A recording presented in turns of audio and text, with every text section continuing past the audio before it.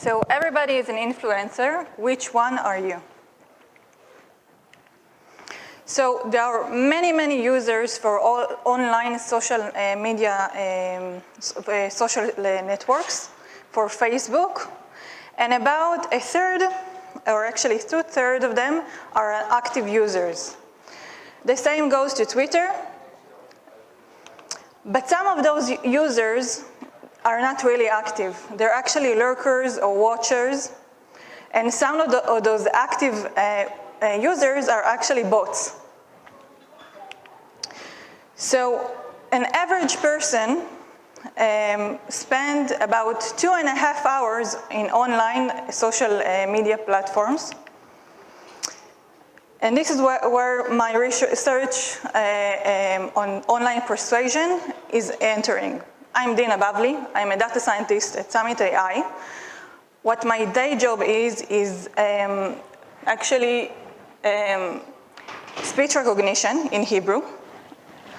And before that, what I did was churn prediction and purchase prediction. And my thesis actually dealt with classifying online persuasion. And this is what I'm going to talk about today. So persuasion is a subtopic of influence. When we're talking about influence, we can talk about the where and the how and the who. In this talk, we're going to focus on who influences us. So who are they? So when we measure persuasion and influencer, we want to see their participation, we want to see their visibility, and we want to see their position on a topic and a position in a social network. How do we do it? So let's get into the technical details. So when we're talking about participation or activity, it's actually, if we're talking about Twitter, and usually in academic, in all kind of research in academia and stuff, they focus on Twitter because it's open source and you can just log into its API and get tweets. So when we're talking about Twitter and the participation in Twitter, we're talking about the amount of tweets, retweets, mentioning other users, and so on. And when we are talking about visibility, is the amount of retweets and likes or reaction in other platforms that one user might get. So when we're identifying types of influencers using social network analysis or graph theory, we're actually talking about nodes and edges. In you can use social network analysis to describe everything in this world, from disease to web page to articles and their citation. But we're talking about specifically on user on social media and users and their relationship. So when we're talking about a network, you have directed networks without weights. You have undirected network, which is also not weighted. It's like we are friends on Facebook, it's not directed. And on an Instagram, one follow another user. It doesn't have to be like both way. But when we're actually talking about the amount of tweets or retweets, we're talking about a directed network that has weights. The amount of one citation of an article or the amount of retweets any tweet gets. In order to measure it, we use degree centrality, which is actually the amount of arches and edges from a single node. When we're talking about participation, we're talking about the R degree, the amount of tweets one user tweets, and the visibility is the N degree, the amount of retweets or mentions one user gets. And here, NetworkX, which is a Python package, comes to the rescue, actually. We just get our edge list from pandas, and we just use NetworkX in order to get their degrees, in degrees and out degrees of a specific node, and see their activity, which one has an higher out degree or a higher in degree. If somebody has higher out degree, it means that it's very active. If somebody gets a higher in degree, it means that the same user have a lot of visibility. So we talked about participation and out degree. We talked about visibility, in degree, and now we're talking about a position on a topic, the modularity. And when we're talking about a position on a specific topic, it's whether you're pro or against something. And why usually we're measuring it in a controversial topics? It's because we like to fight. We like to argue. We want to, controversial topics makes us more engaged in a conversation online, specifically. And this is a visualization from an article where they examined online activity in Twitter around the election in Brazil, in pro and against the current president at that time. And the division into groups allows, using Lovitan algorithm, allows us to measure the position on a topic for an influencer. And they view 3 days, and they can see, and also you can see, that the modularity changes, views changes. So why do we need that, the clear position of an influencer in a network in order to classify him? So what they found that is you can divide it to 4 different type of users. Those that has clear political position. If they have high in degree, they are opinion leaders. High out degree, they are activists. And if they don't have a clear political position, they might be informational influencers, like news outlets, or they can be some kind of news clippers like bots and so on. So we talked about a position on a topic, but right now we're going to talk about a position in a network, which is the betweenness centrality. Betweenness centrality is actually making which user is the main hub of the information diffusion. So this is another article that actually talked about tweets regarding COVID on Twitter. And what they found is there are information source, those that have high in degree, that other people that quotes those tweets, like pharmaceutical and health centers and so on. There are information disseminators, those that spread the information forward. And there are information brokers that have in-betweenness, which actually it's like an informational hub, that all the information goes in and out from those specific users, from those nodes. Again, we go back to NetworkX, and they have something that's called very, very conveniently betweenness and centrality, and we can use that in order to find those specific nodes that has the highest betweenness centrality. So which influencers are you? So do you tweet a lot? Do you have a clear position on some kind of a topic or not?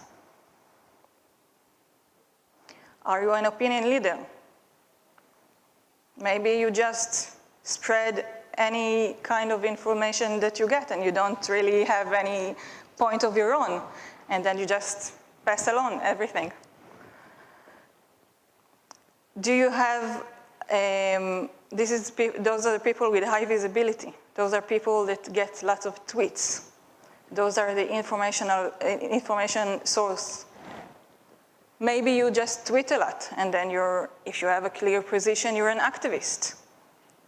Maybe you don't, and you're just some kind of a journalist, or maybe the information you got is from some kind of a bot. Maybe you're the connected link in a network. Maybe you're the information broker. So why does any of that matter? Well, it matters because we literally have any piece of information at our fingertips. And as you can see in the pictures, even children and other people that cannot filter the kind of information they're getting. So this is why it matters, because maybe everything should come with some kind of a warning to just take it with a pinch of salt. So thank you. I'm guessing I was a lot faster than I was supposed to be. So, any questions? Thanks, Dina. Just wondering, it's important, I know like one node could have lots of connections, but it's usually important, isn't it, that a node has other nodes with loads of different connections. It's sort of,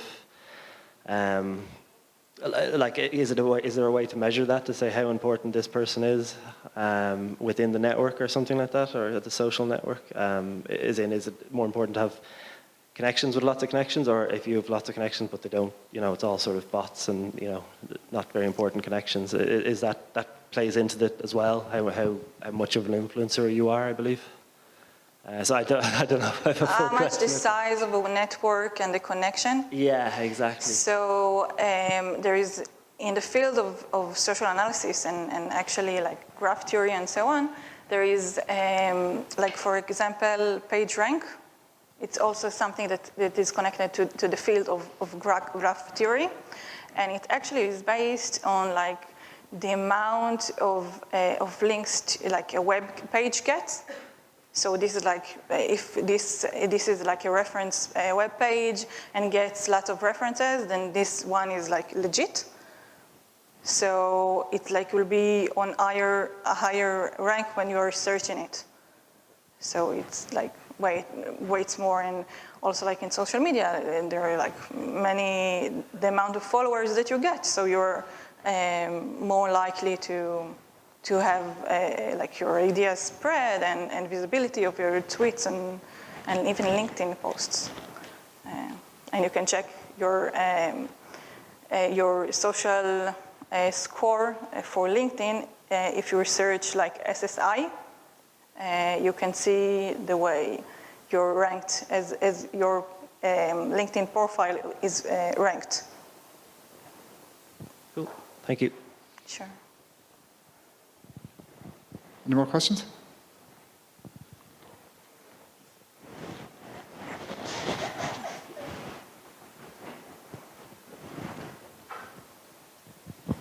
Thank you very much. Just wondering, most of the things you talk here are about people that tweets or just retweet some information. Yeah. What about people that just consumes the information? Are they also part of analysis?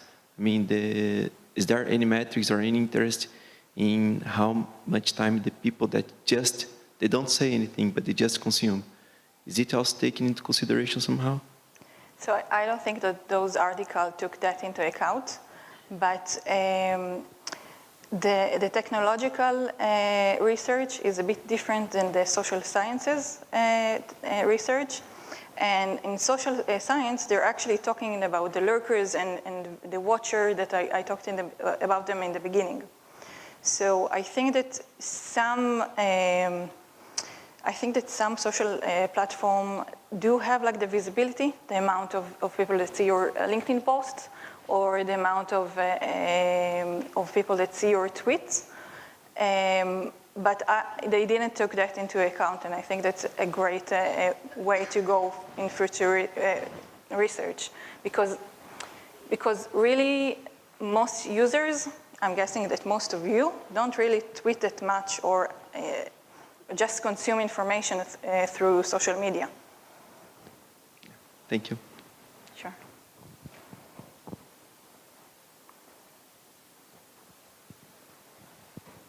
Hi, Dina. Thank you for an interesting presentation. If I may, could I ask, I would like to write down the first paper you referenced. You wouldn't be able to Sure, please absolutely. just go back onto to that slide, the Louvain This one. is one of my favorites. I think it was that one, yeah. Yeah, this one. Yeah, that's excellent. Yeah. Thank you. Sure. Sure. And while we're looking at that, does anyone else have any questions? I have a quick one, actually, as soon as I have the mic. Is there any way of ranking people? So, for example, let's say if I'm a tweeter and I tweet a lot, and my brother's a tweeter and he tweets a lot, but I have more followers, is there any way of saying, like, whose opinion carries more weight? Or who do people kind of, you know? You can see, like, if you measure like, the tweet itself and how far it goes, like, in a network, you know, like using algorithms like shortest path or longest path and so on. If you weight the distance of people from you that continue and tweet the information, you can measure it by that. There are many, it's fascinating. It's like all social network analysis and graph theory is also used they use it a lot, like to see patient X during COVID, and so see the lines of infections and so on. So it can be actually put into work and use it to analyze in a lot of areas of users and like flight connections, citations, and so on.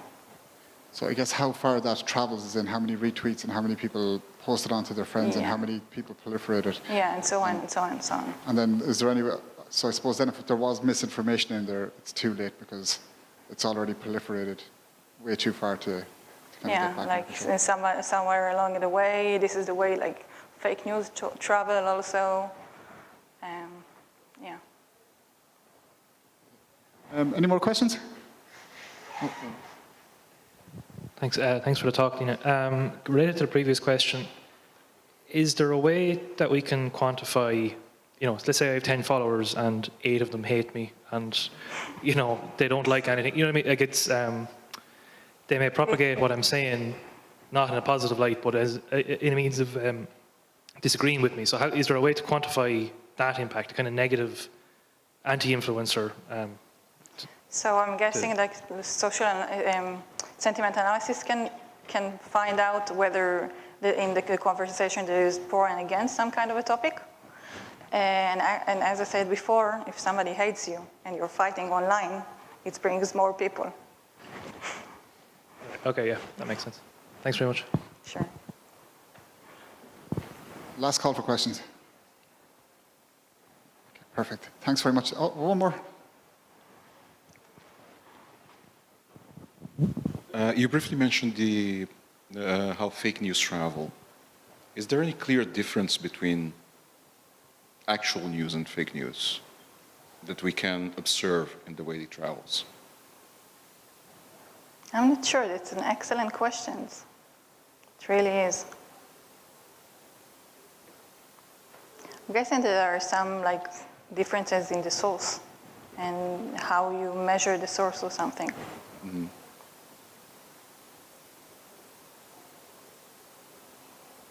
Thank you. Sure. Thanks very much, Dina. No more questions? Perfect. Thank you.